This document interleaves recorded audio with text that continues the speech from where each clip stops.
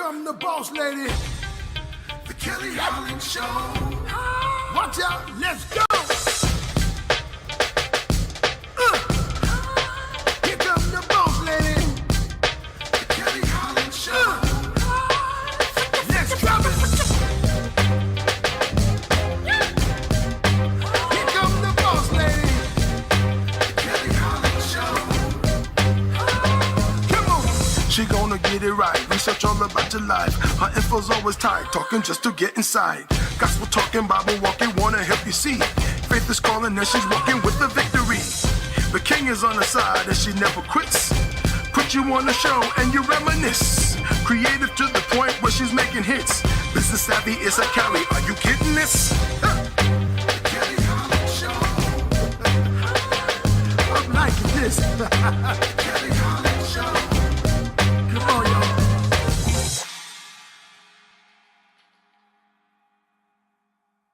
Thank you so much and welcome to the Kelly Holland Show. I have been blessed to be given a newer platform and I would like to share with you today's guest. We have Miss Maritha Bellis. She is the children's author of many bilingual and bicultural books, and she's also podcast host of Mama's 411. Today, she's here to speak about her newly titled book, I Have a Secret, written in both English and Spanish. And I am so glad that she's here to help me along with that. Maritha Bellis, please let our listeners know, even though I ran through it very quickly, who you are and what do you do, lady? Hi, thank you so much for having me. It's a pleasure to be here. My name is Maritha Bellis. My friends call me Mari, and I am a book author, social media influencer in the parenting area, and I have a podcast. I also do Instagram Lives every Monday, and I'm on a mission to help parents and be support to parents that are raising bilingual, multilingual, and multicultural children. That's beautiful. I find in my culture, we don't really know much of our own history. So we just latch on to whatever government holiday is going on. There you go. It's Memorial Day. All right, no work. Let's barbecue. Like, well, what does that mean? I don't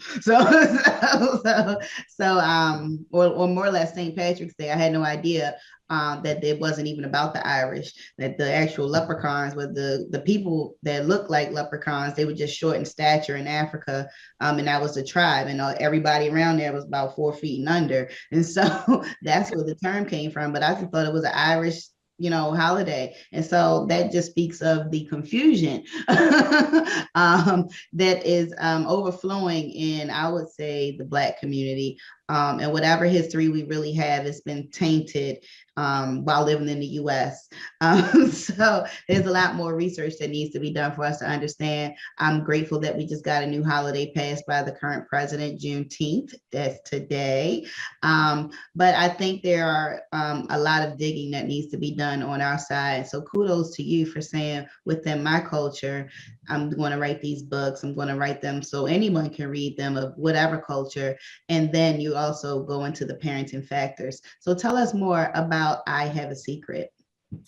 My first 2 books were written for parents. The one in 2014, right around that era, there was a lot of studies being done about the benefits and the advantages of raising bilingual, multilingual children. And all of a sudden, everybody was talking about it.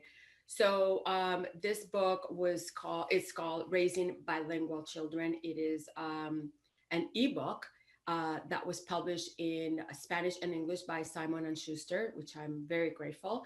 And then after that, I decided to write a book about culture, and that became a physical book and also an ebook. And I entitled it Arroz con Pollo and Apple Pie, Raising Bicultural Children. And the meaning of the title is, everybody in the Latin world knows what arroz con pollo is, and everybody knows what apple pie is in the United States. And I wanted to show that there is, they can coexist, they can live together, and we could appreciate both cultures and teach our children to do so. And then right after that, I started writing bilingual children's books. And all this happened. I raised two children with two languages, Spanish and English, and three cultures. My husband is Greek American, and I'm from Puerto Rico, born and raised, and my children are American, and we're actually all Americans. So it was important for us to preserve the cultures and to teach our children the cultures we grew up with. And the languages, we picked Spanish and English, but it was really hard. There were no resources around. There were no communities like today. There's a lot of online communities that offer support for the families that are in this journey. And the more I went out and I started talking at, book fairs and book festivals and language conferences and women's conference, the topic would come up. Oh, my son or my daughter, they start going to school and they don't want to speak Spanish anymore at home. So I decided to develop this story about a little boy. It was important to me to come up with a character that children that are Hispanics could identify themselves in the story. My kids didn't have that either. Right. It must be relatable. Mm-hmm. And I wanted him to be a Puerto Rican character. I grew up in Puerto Rico with, people your color, my color, maybe even blonde and blue eyes. So there's a whole mix. And so it was important that for me to reflect that in the book. And I wanted Junito to feel pride for being fluent in Spanish and English, to understand the importance of being able to communicate in the language of his heritage. So that's what the story is about. And of course, that, if your mom or dad tell you something for 1,000 times, you don't listen to until someone else comes and says something to you. Random person. Oh my gosh, men do that too. They just need the manly confirmation. I'm like, didn't we just talk about this? Oh my god. So I made the kind of like heroine in the book is the teacher that is monolingual, but she admires Junie because Junie can communicate in both English and Spanish, and she tells Junie, I wish I was more like you. So that kind of clicked in his little head. And then she just makes it where, it's a classroom thing, and they have a day where they all start speaking in Spanish. Like, she brings up words and stuff. And it's just a cute story. And of course, half a secret is because for a while he had a secret, but then he didn't have a secret anymore because everybody knew. I think, the other thing is, kids, that age, they don't want to be ridiculed. They have a different accent, or they have a last name that can't be pronounced that well, or a first name. And so they tend to kind of, pretend that they don't speak that other language because they don't want to feel different. So, So it's all those, I touch up on all those little emotions and, friendship and a little bit of bullying. Soft, but just to show the kids, all this can happen, but you still, walk in with your, head held high and be proud that you can communicate in two languages. That's beautiful. Absolutely beautiful. And then you hit it right on the spot. The bullying doesn't go anywhere. And I don't know if it's worse now or then, or maybe there's more resources for the bullied. But I definitely never thought that anyone that was bilingual would be teased because they know an extra language. I think that's amazing that they are able to develop a second and third language. And none of it's simple. Not if you grew up knowing English and then you're trying to learn another language. We get it in school, but it's not effective. I can tell you the time, I can count in numbers, and I can say hamburguesas. That's not going to get me far in the Spanish community, okay? I don't only know the time because I had a teacher that drilled it in my head. He made a song. He's like, ¿Qué hora es? We're like, es la una. I guess I only know es la una because I can't tell you any other time. And I can count to 20. That's not going to get me far at all. But I never knew that people that had super intelligence, is what I call it, would be demeaned. And so kudos to you for picking up on the emotional side, the mental health side, and also bringing encouragement to the character within your book throughout other characters within your book. And I think that really plays into the real life that we live. There are resources available, whether it be a nice, friendly teacher, a family member, someone you want to call a friend that is truly being your friend. I think there's a lot of encouragement there, but there's also other resources, like you said, across the internet that could also provide a safe place and a happy place for people that share commonalities.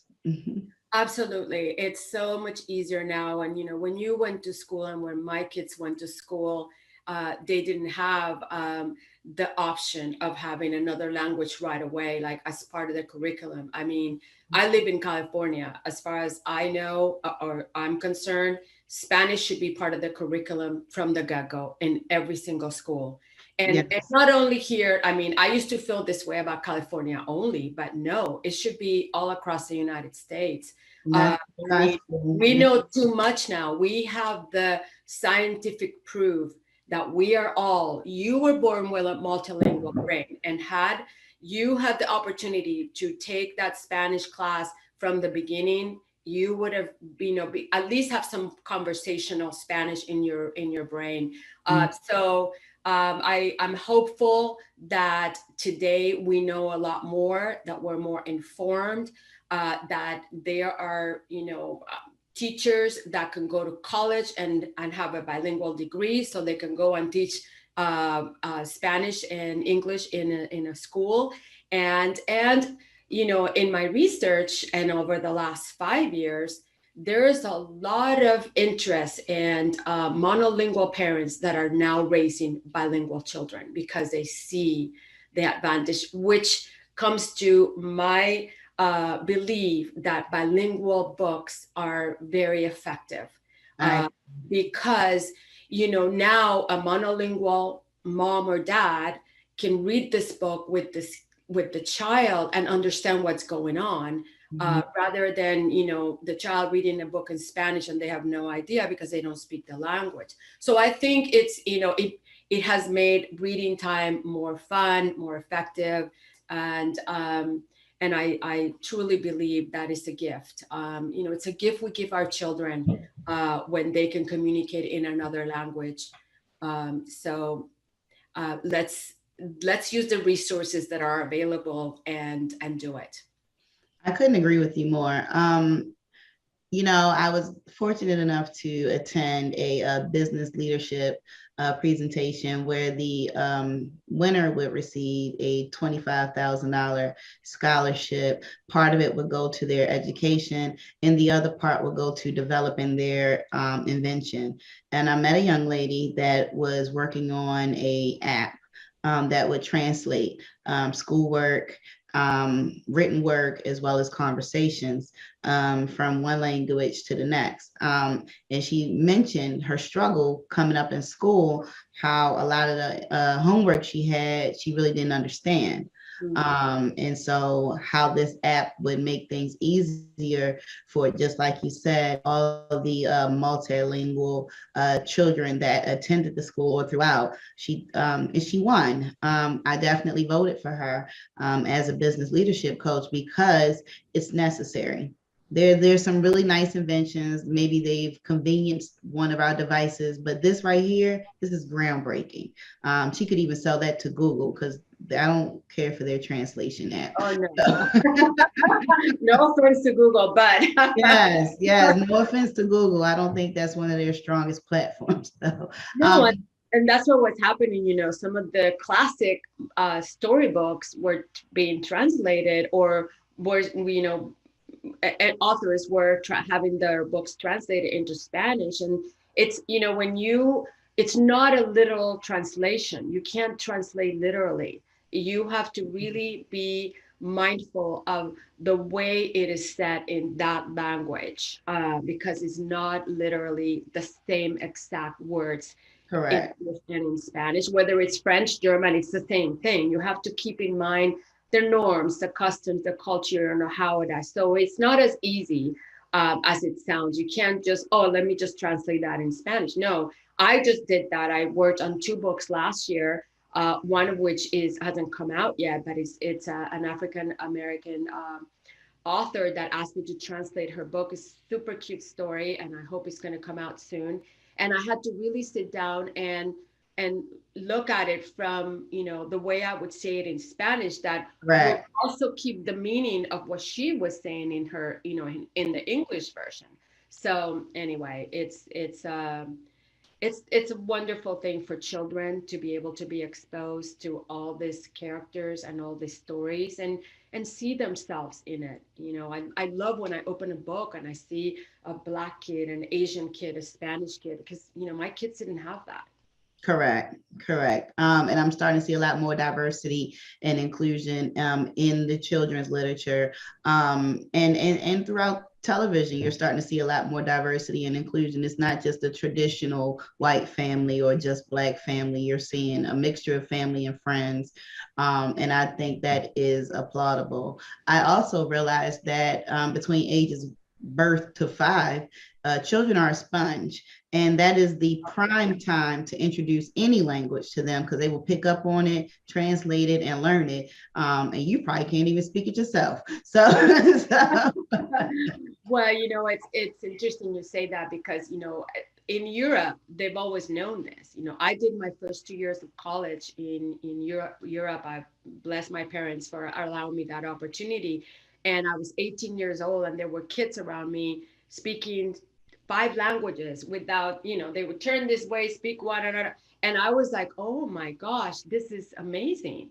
yeah, And in that, by then I was bilingual, and then I learned the third language. And you know, yes, it's amazing and it's wonderful to start when, as soon as you know that you're pregnant, start talking to that child in Spanish or okay. French or German or whatever. But that doesn't mean that you can start later on. There's a number of different approaches that parents can take today to start with the second or third language. And there's resources out there. Send me an email. I'm happy to send you a list, and also walk with you in that journey, because that's what my mission is just to create this world where we all understand the importance of the gift that we're giving our children when they are able to communicate in another language. Yes, I definitely agree with you. Were you always feeling the author bug, or what did you do prior to this? You've raised your children, you got some time on your hands now. I guess there's some availability there. But who were you before all of this? Well, I told you I was born and raised in Puerto Rico. I had a bachelor's degree in languages because I just loved speaking in different languages. But I came to California to get a master's degree in communications, and I did a minor in journalism and PR, public relations. And I ended up started writing a column for La Opinion newspaper here in LA. Okay. Two parents like me that had no resources in trying to balance the cultures and the languages. I mean, I would go to the bookstores and libraries, and there were no books available to help me, like a Dr. Spock or, one. I'm like, okay, so let's talk about culture. How do I balance this? So I just, whatever I was doing in my house, I was talking to my husband one day, and he's like, if you have this education and you are trying to figure this out, think about the parents out there that are emigrating, that are coming to this country, that are trying to figure out how to balance the cultures and the language at home. You should write about it. So that's how I did. That's what I started with the column that ran for 12 years. And from there, I went into writing my books. Like, kind of like in 10th grade, I can look back and remember thinking I love to write, because I had just finished a paper in English, and I really loved the storytelling idea. So I kind of always knew I was going to end up writing eventually, Okay. but become a book author has been a dream. So I'm super excited, and I have a second book coming, like I'm working on, and I like the idea of writing for children and just giving them these beautiful stories that they can enjoy. Thank you so much for being a part of that. There's not many resources still, but I'm grateful that there are none. So I'm glad that you were able to publish and to allow us to gain this new information and education. What about the business side of it very quickly? You had this dream, you had the drive, you had the skill, but when it came to putting it into a book, how was that process? Interesting. Let's just put it that way. Mhm. I was asked to write the book, the ebook, which ended up being an ebook, and I missed that part in the contract. But that's another story. But I was super grateful. It opened a lot of doors. Going out and saying that Simon and Schuster, that you're one of Simon and Schuster's authors, is opens a lot of doors. But then I ended up needing a print book, because then I started going to book fairs and book festivals, and parents still wanted to walk away With a with a book, right? book. So that's where my Arroz con Pollo book came out, Raising Bicultural Children. And hold on. And here it is. And so I Oh, and apple pie, right? yeah, Arroz con Pollo and apple pie. So I self-published that book. So I've gone to conferences where I talk about publishing traditionally with or self-publishing, and then this book was also published by a small publisher in Georgia. So it's been an interesting experience. I think my dream would be to have a literary agent that would say, hey, you write, and I will take care of the business side of things. But it hasn't been easy, which means that there's a lot of in the Hispanic Latino world. There's been, over the last 2 or 3 years, a lot of little publishing companies starting their own business because of that, because they don't want to go through the traditional route and wait to get an agent, and it's a long process. So they started their own publishing houses, and it's a lot of work, but they're learning their craft and how it works. And nowadays you can do Kickstarter, or that kind of Mhm. GoFundMe, Right. and they a lot of authors are doing that. So where there's a will, there's a way. They're a Absolutely. lot younger than me, girl. So Mhm. I feel like, you know, I, I, I talked about it with my husband. He's like, do we really want to start a publishing house? And I just want my energy in my writing. I didn't want to start to, learn the whole process, because if I'm going to do something, I want to do it right. Mhm. So I'm happy that my friends are doing it. I could become one of their authors, which is perfect. So but that's the reality of it. It's like, Okay. still, I mean, some traditional publishers have a department where they publish Spanish books, but we're still growing in that respect. I understand. When you're the first at things, you kind of pave the way for others. And it's definitely difficult being both manager and talent. I can attest to that right with you. Yes. Please let our listeners know how they can reach you, how they can get to your books, and how they can find out more about you.